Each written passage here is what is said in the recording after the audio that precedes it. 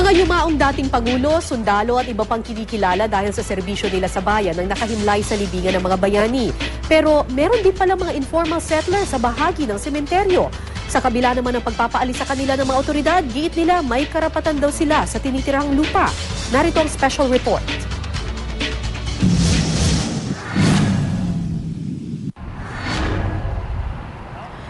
Sa libingan ng mga bayani na kahimlay ang mga natatanging Pilipinong humubog sa kasaysayan ng bansa, nagbuwis ng buhay alang-alang sa bayan. Isang pribilehyo ang mailibing sa libingan ng mga bayani.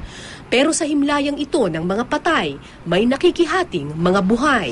Sa House Resolution 2654 na inihain ni Congressman Rodolfo Biazon, pinaiimbestigahan kung bakit hindi pa rin natatanggal ang mga informal settlers sa libingan ng mga bayani. Ang binuong Philippine Army Task Group Bantay, hirap na mapaalis sila.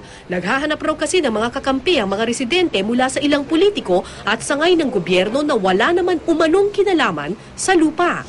Medyo nahihirapan kami mag-convince kasi dahil sa mga resolution na yon ay nagkakaroon sila ng panibagong hope, which I believe is a false hope.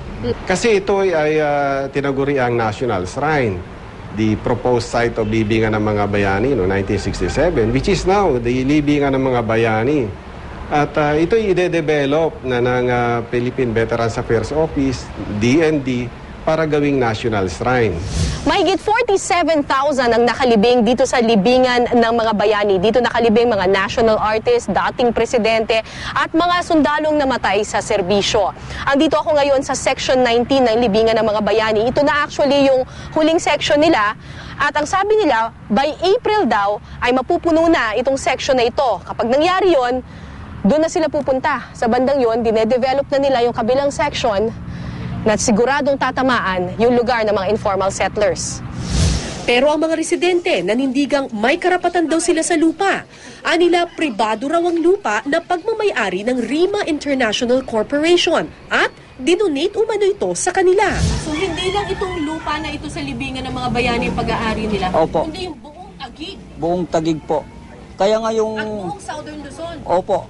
Pinanghahawakan rin nila ang isang kasulatan mula umano sa Department of Environment and Natural Resources.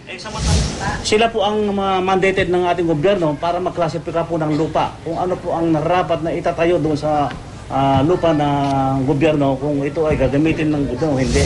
Paniwala pa ng mga residente, hindi naman daw talaga gagamitin ng gobyerno para paglibingan ang lupang anilay sa kanila. Ipagbibili lang daw ito sa ilang pribadong kumpanya.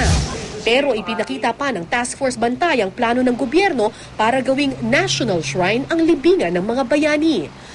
Noong 2010, naglabas ng temporary restraining order ang korte para ipatigil ang pinaplanong demolisyon sa bahay ng mga informal settlers sa libingan ng mga bayani. Ito halos wala nang...